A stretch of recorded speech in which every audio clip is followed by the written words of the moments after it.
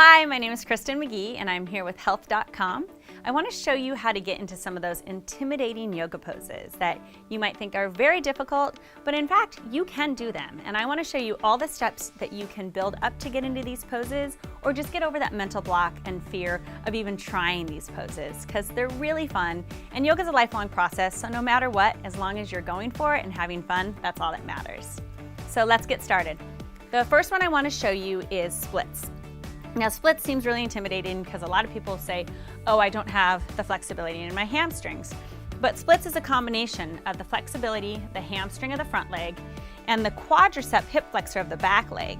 So at first, I always like to show people, just get into a nice crescent lunge or low lunge stretch and really work on opening up the front of the hip flexor.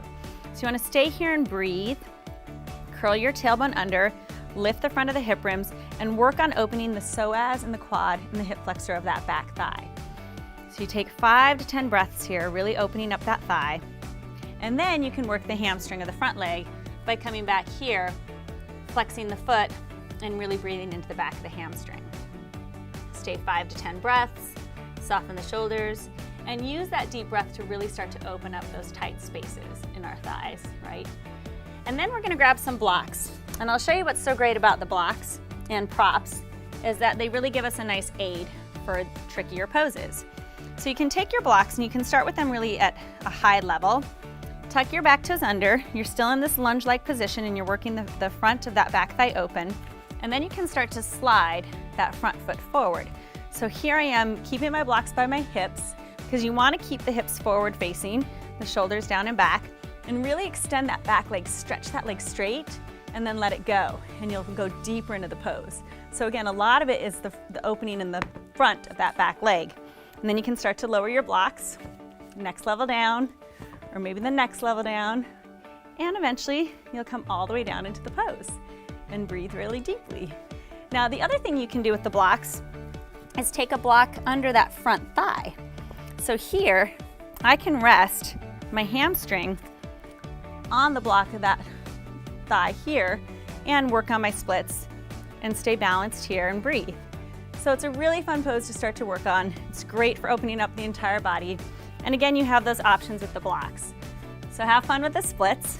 The next pose I want to show you is headstand. Headstand is one of those really intimidating poses for people, but in fact, it's more of almost an arm balance. You want to have strength in your upper body.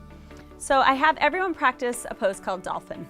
You interlace your hands, make a fist, and press the forearms down into the floor. Tuck your toes under and come into a downward dog on your forearms. Use your abdominals, keep them nice and held, shoulders down away from the ears, and then roll forward towards a forearm plank, and then push back towards your dog. Inhale forward, exhale back. Inhale forward, exhale back, inhale forward, exhale back, 2 more, inhale forward, exhale back, inhale forward, exhale back. And then just rest for a second on your hips, on your heels. So that's Dolphin Pose.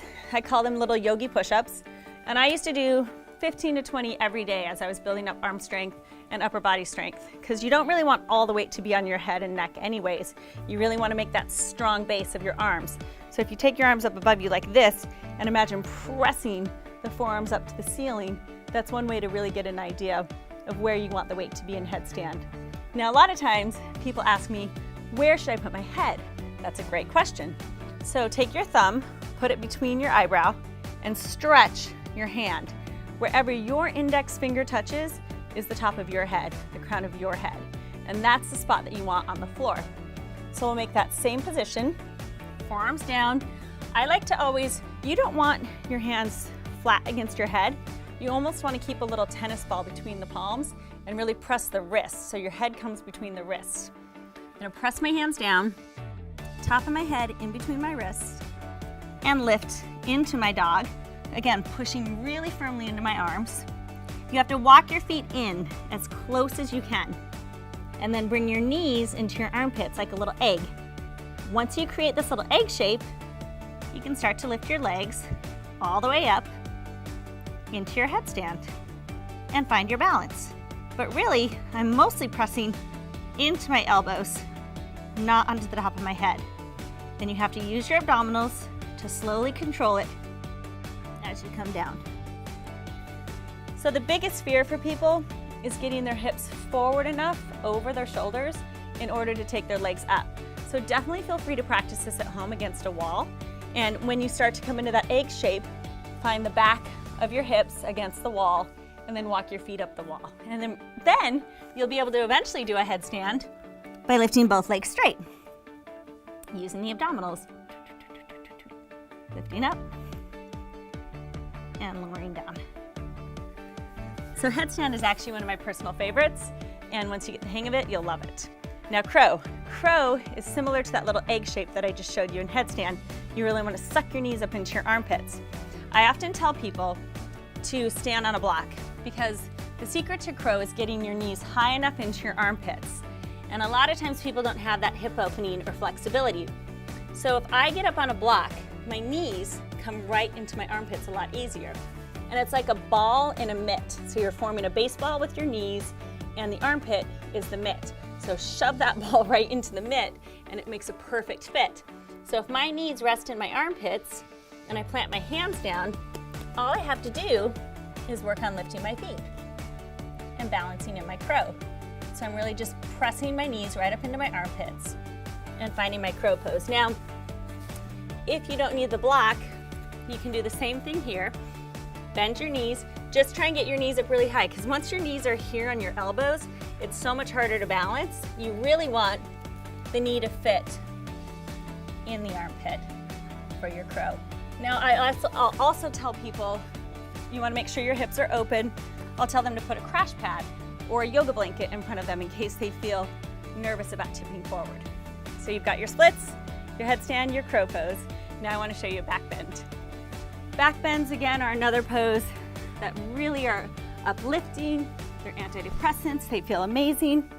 But for some people, if you have back issues, definitely check with your doctor first. Make sure it's okay for you to do this. But what we'll work on is finding the strength in the lower body, right?